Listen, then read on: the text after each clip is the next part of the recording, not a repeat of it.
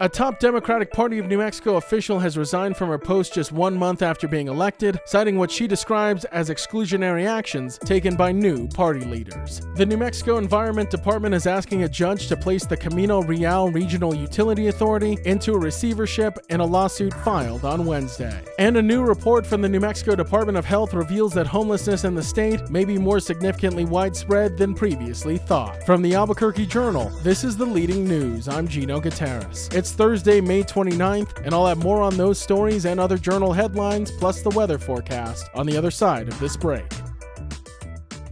This episode is brought to you by the Kirtland Partnership Committee. For 30 years, we've been dedicated to supporting, growing, and preserving the Kirtland National Security Complex. We work tirelessly to enhance military readiness, foster community partnerships, improve quality of life, and promote economic development right here in New Mexico. Join us in our mission to ensure that Kirtland remains a cornerstone of national security and a key provider of quality jobs and investment for all of Greater Albuquerque. Together, we can make a powerful impact. Kirtland Partnership Committee, proudly shaping the future of our national security for 30 years. Just 1 month into her tenure as treasurer of the Democratic Party of New Mexico, Julie Rochman has resigned from her post. In a letter penned to her fellow Democrats on Wednesday, Rochman outlined the reasons why she is stepping down. With more on this story and the circumstances surrounding this resignation, we now turn to the Journal's Capitol Bureau Chief, Dan Boyd. Dan, thank you so much for joining me. Yeah, thanks for having me. So Dan, as we laid out at the top, this resignation comes just a month into Rochman's tenure as treasurer. What can you tell us about the circumstances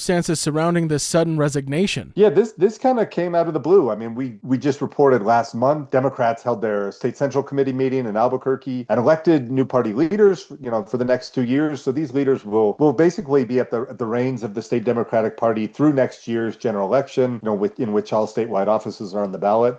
Seeing some party drama or some strife is not unusual, but the fact to see the newly elected Democratic state party treasurer resigning just 1 month after being elected to the position is unusual. You mentioned the letter she had sent to other Democrats, and she said that the new state party chairwoman, Sarah Adelson, had kind of iced her out, had not included her in staff meetings, in other kind of official party business, and she felt that it was best to just do this now rather than, waiting until closer to next year's election cycle when it might be more of a distraction. And Dan, one of the more interesting parts of the reporting you did for this story is the letter that Rochman wrote, in which she criticizes the new leadership for lacking Hispanic representation, despite New Mexico having the highest percentage of Hispanic residents in the country. Yeah, I thought that was an interesting that she mentioned that and made it a prominent part of her letter. She didn't say that was necessarily the reason why she was stepping down, but she did point out that none of the current Democratic Party leaders are Hispanic in a state in which more than 40% of the population is Hispanic, and she kind of recommended on her way out, I guess, that they fill that position, the state party treasurer position, with a Hispanic individual. So we'll see if party leadership does in fact do that. In a response I got from the current party chairwoman, she did point out that obviously some members of the state's congressional delegation, Ben Ray Lujan, the current governor, Michelle Lujan Grisham, are Hispanic,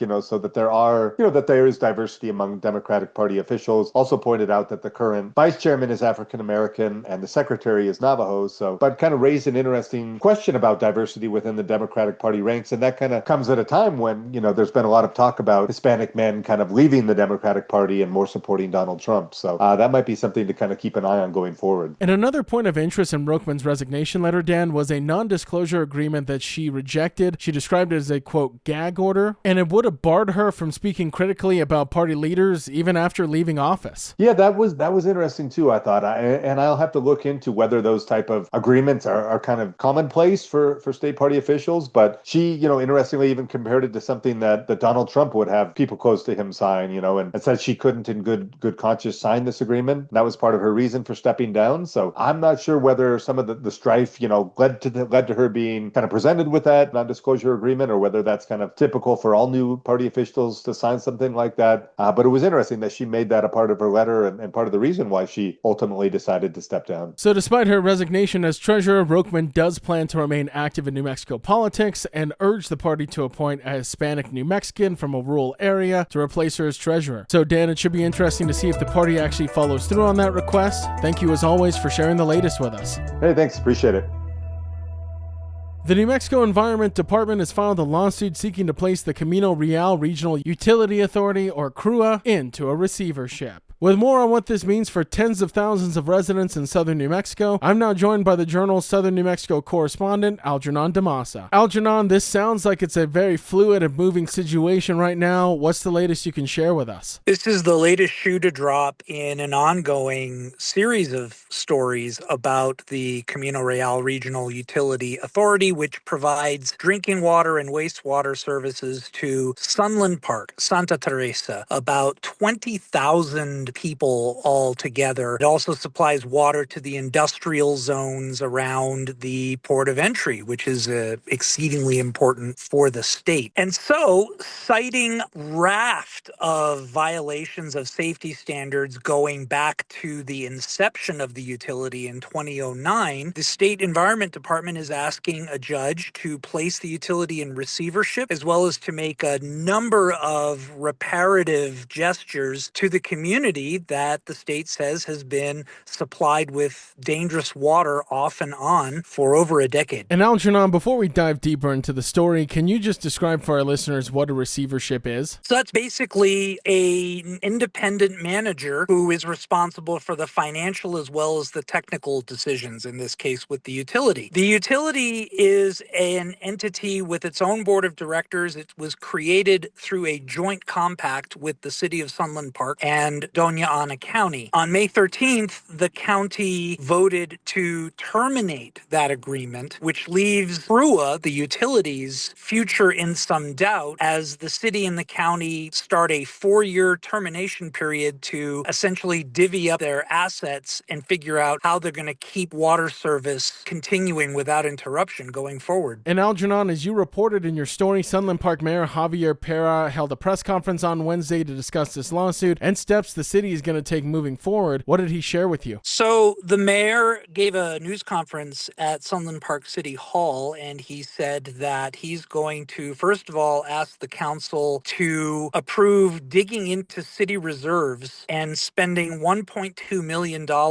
to clean water tanks within the city that he said have not been maintained or cleaned through the lifetime of the utility. So there's a lot of sediment buildup, which is behind a lot of the incidents of discolored water that residents have been repeatedly complaining about. Additionally, he's going to ask the council to support a resolution reestablishing the city's own water and wastewater department. This is because the county is moving very fast to terminate this agreement. The city wants to be ready for anything, but should be said, we don't know yet whether another entity is going to be providing services, whether CRUA will exist in some form in 4 years, whether the city or county simply provide water services for their own territories.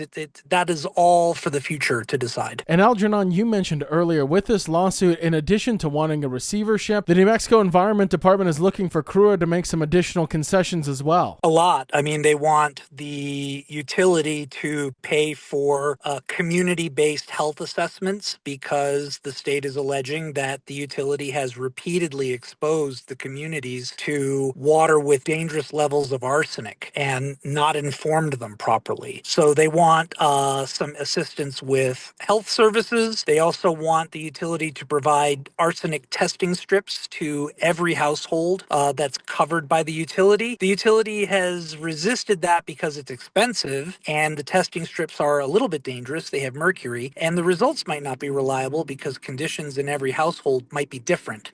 So there's a long raft of requests that they're making that basically ask the utility to pay for what you could describe as a kind of reparations. So it'll be interesting to see how this situation develops over the coming weeks. Algernon, I'm sure you'll have your eyes on it. Thank you so much for joining us and sharing the latest. Anytime, Gino. Bye-bye.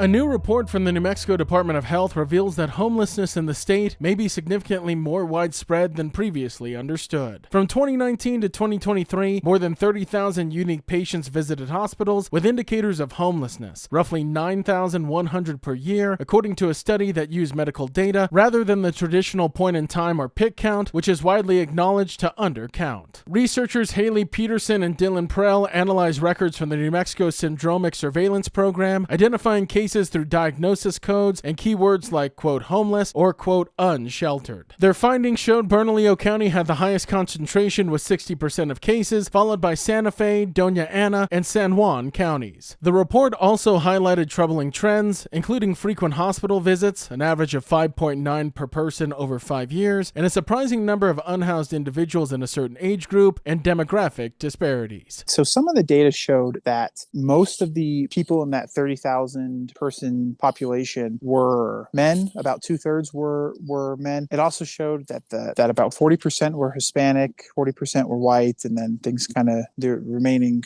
20% was there. My colleague Justin Garcia covers local government for the Journal and covered this story alongside fellow reporter Nikayla McClellan. One of the things that stuck out to the researchers was the number of people under the age of 5 and the number of people over the age of 65. They found that those numbers were higher than expected.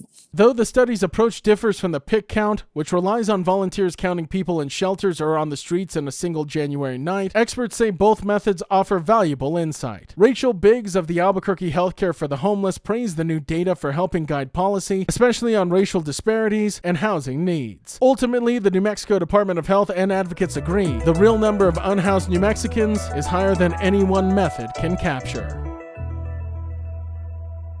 And in other headlines from the newsroom, New Mexico lawmakers have launched a review of how the state manages over $14 billion in federal funds, as proposed federal budget cuts could deeply impact health and food assistance programs. A legislative subcommittee met for the first time to assess the risks, especially to Medicaid and SNAP benefits. With over 70% of some of the state agencies' budgets federally funded, concerns are rising. Medicaid, which covers 40% of residents, could face $478 million in cuts under the proposed work requirement and eligibility changes, potentially affecting 900,000 people. Meanwhile, SNAP changes could cost the state $259 million annually due to a 14.4% error rate in benefit processing. Though New Mexico has $3 billion in reserves, lawmakers urge caution in spending them. Cuts to school meal programs also raise concerns about worsening child nutrition. Depending on the final federal bill, lawmakers may reconvene later this year to adjust the state budget. And PB&J Family Services, a South Valley nonprofit supporting about 2,000 at-risk children and families each year, is set to receive a major infrastructure upgrade. The organization's current facility, which is over 100 years old and partially condemned, will be replaced by a new 6,100 square foot building. The new space will include 2 classrooms, therapy rooms, support areas, and play spaces. On Tuesday, the Bernalillo County Commission unanimously approved the first of 2 required votes to move forward with the project.